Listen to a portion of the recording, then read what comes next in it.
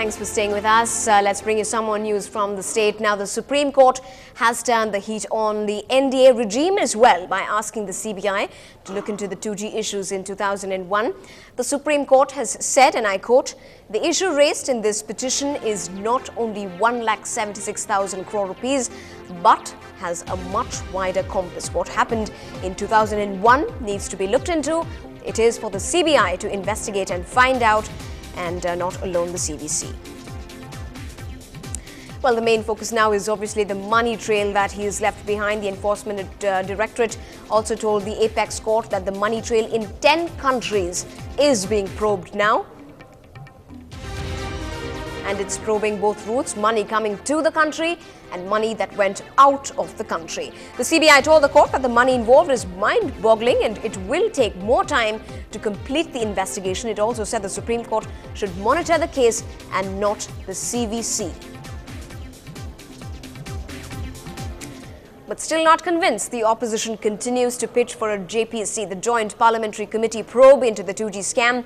They say the raids on Raja are not enough. Nothing short of a JPC probe will do to get to the bottom of this case. It was time that the process started, and it's good that it started now. But I think we need to find the money trail. I mean, his resignation really didn't mean anything. But now the CBI has come into the picture. They are doing things, but lots more needs to be done. We are talking about the Raja, but there is a big Maharaja sitting here who has done who's already saying that the Raja is not the only one who's involved. So what does it mean? He himself is given away, you know.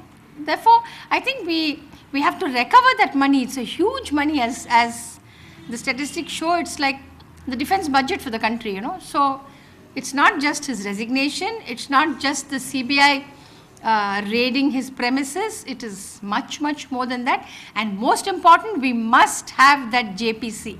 I think the opposition is not going to relent on that, and that's the most important thing. I don't know why the Congress is shying away from this JPC. It's very important that we go through with that JPC.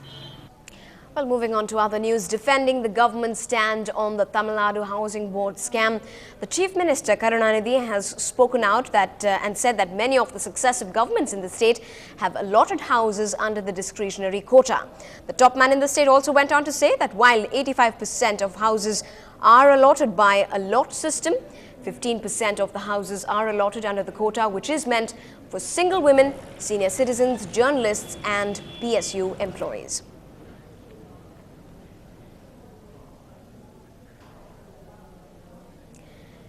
And joining us with more inputs into an analysis of what he really means with that statement is our senior correspondent Peer Muhammad, who joins us live right now. Peer, while the Chief Minister has made that rather defending statement for some of his ministers who may be involved in this, has he promised action if there is a case of violation maybe in this case? Yes, the Chief Minister is on the defensive in this housing scam, and he has also promised action, and he has quoted the Housing Minister I. Periyasamy, who had earlier promised action if there is any violations found in the allotment of houses, and also he has defended the action saying that the earlier governments also, the previous regimes also allotted houses under the government discretionary quota, and all rules were followed. And particularly the highest rate among the guideline rate, ruling rate and the market rate was fixed for those houses.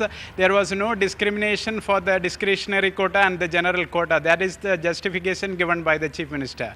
Right. Thanks very much indeed, Peer, for joining us with your inputs. Well, coming up ahead on the channel and on the bulletin, in fact, Miskin adds the Midas touch to Kollywood with a debut on screen and in the Ndtv-Hindu studios.